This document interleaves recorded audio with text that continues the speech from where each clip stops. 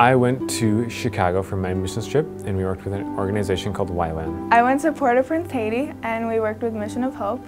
We did 2 days of village ministry and 2 days of construction work. For the village ministry days, we went to a brothel one day, and then the other day we went to a whole bunch of villages just to play with the kids. I went to Los Angeles, California, and we worked with an organization and a family. The organization was called Operation Blessing, and the family was called the King Family.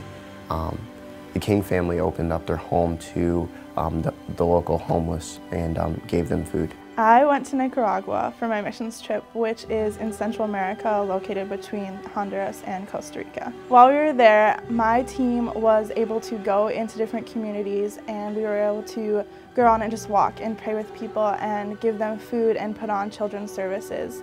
And one of the biggest things we did was we went into a large city dump and we put on a children's service for them. And at this kids camp, we just got to love on these kids, and we got to teach them a little bit of English, and we got to just play with them and hang out with them and just have chapels and just really get to teach them what it meant to live a life of purpose. We did a lot of different things just to reach out to people. Like we went to Uptown and just had some money with us and just listened to homeless people's stories and like blessed them. We went to the plaza downtown and just prayed for people as they walked by. We went to Boys Town. We just prayer walked, started conversations with people. Went to Little India and just, again, just prayer walked and had conversations with people. But something that really stuck out to me was when we were at the plaza downtown. It was something that was really, really uncomfortable for me, just going up to people, hey, can I pray for you? But I just kept on pushing against my comfort zone, and it was really cool to see, because I feel like there's a number of people that maybe didn't believe in God, but there's something going on in their lives that was bigger than them. And then when I offered them to pray for him, they saw that, and then they reached out.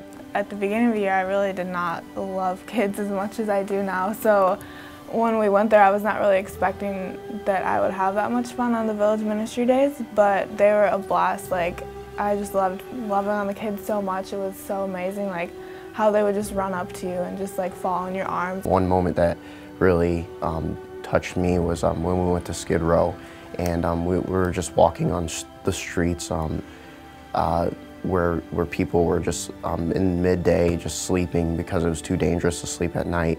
We were walking on streets full of trash and syringe needles, and we were just the thing that touched me was just seeing the longing for something in those people's eyes, and I knew what they were longing for, and it was God, and it just wrecked me. We went to this old lady's house, and the kids were like, you have to go visit the old lady, she has the most need. And so we took her a bag of oats, and when we got there, she's like, I just had a dream that somebody was gonna come and bless me, and your faces were in the dream, that was crazy. And she's like, I'll be right back. And she goes inside her shack, which was made out of corrugated steel, and she comes out with these tortillas that she had made, and she's like, I told God that I was gonna fast until these people came to bless me so that I could bless them. And it was the most precious thing ever. And so she just, we got to pray with her, and we got to pray just prosperity and health and just blessing over her. And then she prayed blessings over us, and she just prayed for the missionaries and just that they would receive a blessing. And no joke, as we walked away, the missionary, she got an email and that someone was donating a large amount to their uniform project, so it was really cool. One thing that's really stuck out to me is just,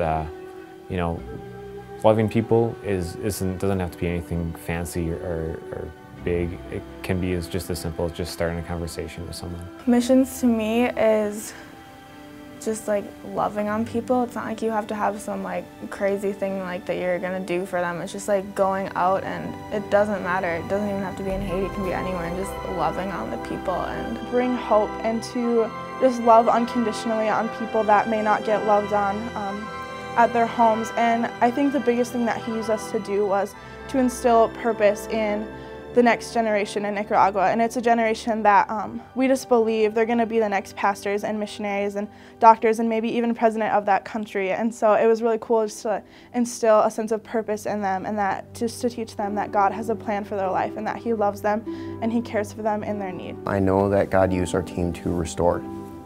I really believe that we brought restoration to people's lives through God, and we didn't have to preach at them. We loved on them, and everything that God poured into us this year, we just fleshed out and just really touched them.